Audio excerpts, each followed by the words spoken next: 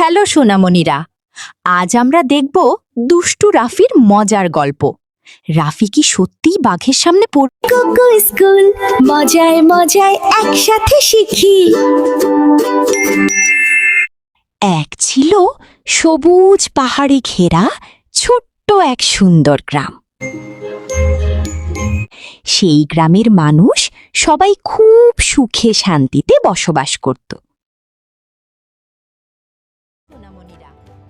সেই গ্রামেই থাকতো দুষ্টু কিন্তু মিষ্টি ছেলে রাফি।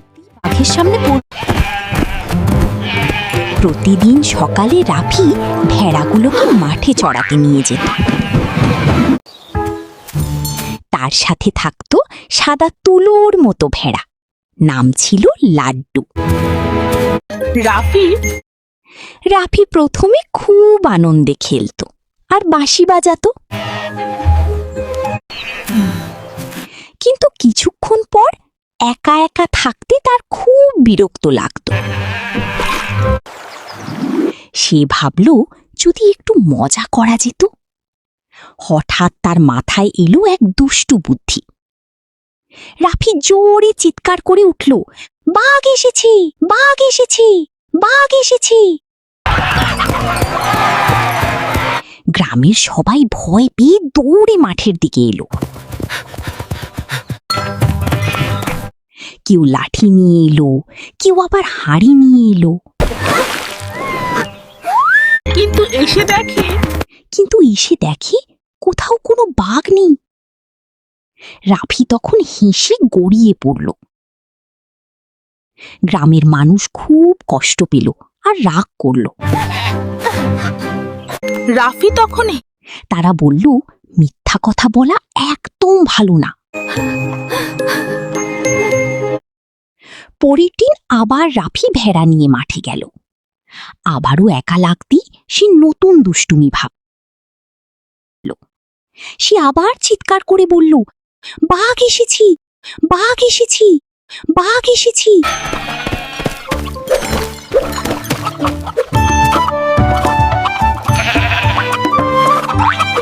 বাঘ,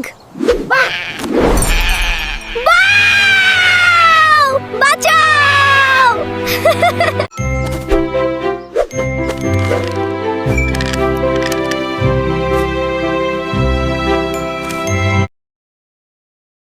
গ্রামের মানুষ আবার সব কাজ ফেলে ছুটে এলো। কিন্তু এবারও কোনো বাঘ ছিল না। সবাই খুব রেগে গিয়ে রাফিকে সাবধান করল। কিন্তু রাফি তখনও নিজের ভুল বুঝল না।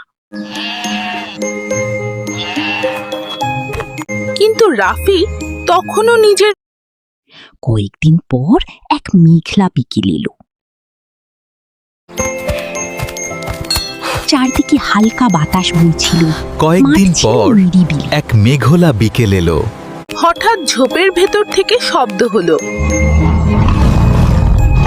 ধীরে ধীরে বেরিয়ে এলো এক সত্যিকারের বাঘ। রাফি খুব ভয় পেয়ে গেল। ভেড়াগুলো দৌড়ে এদিক ওদিক পালাতে লাগলো। রাফি কাঁদতে কাঁদতে সাহায্য চাইতে লাগলো, কিন্তু গ্রামের কেউ আর বিশ্বাস করল না। সবাই ভাবল রাফি আবার মিথ্যা বলছে।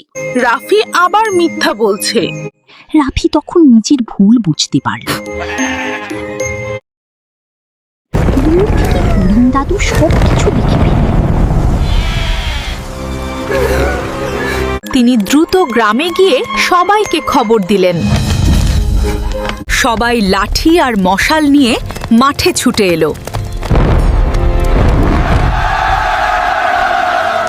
এত লোক দেখে বাঘ ভয় পেয়ে জঙ্গলে পালাল। রাফি লাড্ডুকে জড়িয়ে ধরে কাঁদতে লাগলো। সে সবার কাছে ক্ষমা চাইল আর সত্য বলার প্রতিশ্রুতি দিল। সেদিন থেকে রাফি আর কখনো মিথ্যা বলেনি। সোনামণিরা, আজকের গল্প থেকে আমরা শিখলাম, মিথ্যা বললে কেউ বিশ্বাস করে না। ভালো লেগে থাকলে আবার আসবে নতুন। Come to Coco School for more stories like this.